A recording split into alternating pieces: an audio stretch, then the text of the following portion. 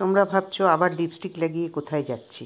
আমার ওই বন্ধুকে যে আগের ভিডিওতে দেখেছো ওর বাড়িতে আমাদের যেতে বলেছে। চলো বেরিয়ে পড়ি, আমার ওই ননদ আর ভাগ্নিও যাবে। হ্যাঁ চ চ চ তো, এটা ঢুকিয়ে নিলাম।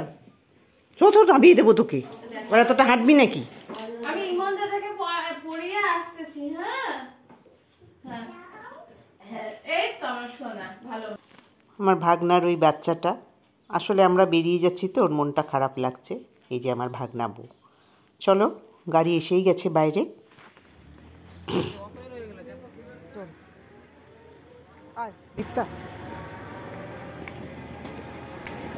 তুই সামনে বসা সুবিধা, বম্মা উঠে যাও। পড়াতে গেছে, ওকে নামিয়ে দিয়ে আসলো গাড়ি। আমার বন্ধুর মাকে তো আগের ভিডিওতেই দেখেছো।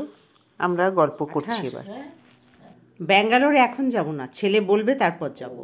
তার সাথে কোথায় যাবো? কলকাতা। হ্যাঁ হয় আসামে পোস্টিং, এদিকে আসবে না।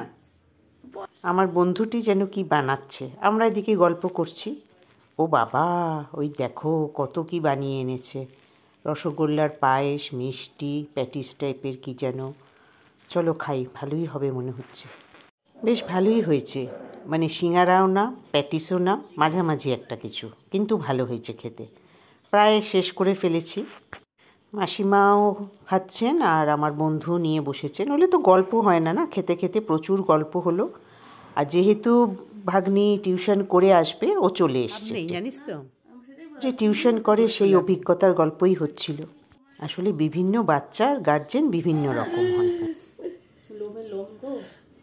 চারিদিকে লোম। খাওয়া হলো, ভাগ্নিও খেলো, গল্প হলো, এবার যাওয়ার পালা। বাইরে বেরিয়ে এসছি। যখন যেরকম বলছে আমি তো তাই করছি, বলো তো। রবির রাস্তাটা হয়েছে তো, বললাম না। আসলে গাড়িটা বাড়ির সামনে আসার আগেই কেন বেরিয়েছি সেই নিয়ে বচসা হচ্ছিল। যাই হোক, গাড়িতেও আড্ডা মারতে মারতে গল্প করতে করতে ভালোই কাটছিল। চলে আসলাম প্রায় বাড়ির রাস্তায়। আর ওদের সাথেও অনেক দিন পরে দেখা, যেহেতু গল্পটা ভালোই জমেছে। আশা করি তোমাদের এই ছোট্ট ভিডিওটা ভালো লাগলে লাইক কমেন্ট করতে ভুলবে না। টাটা। ও হ্যাঁ, আমার ভাগনা বউ আর বাচ্চাটা আমাদের সাথে আসলো না কেন, ওর কিছু বাড়িতে কাজ আছে। আর আমার বন্ধুর সাথেও সেরকম সড়গড় পরিচিতিও ওর নয়, ওই জন্য বললো কাজগুলো সারি, তোমরা যাও।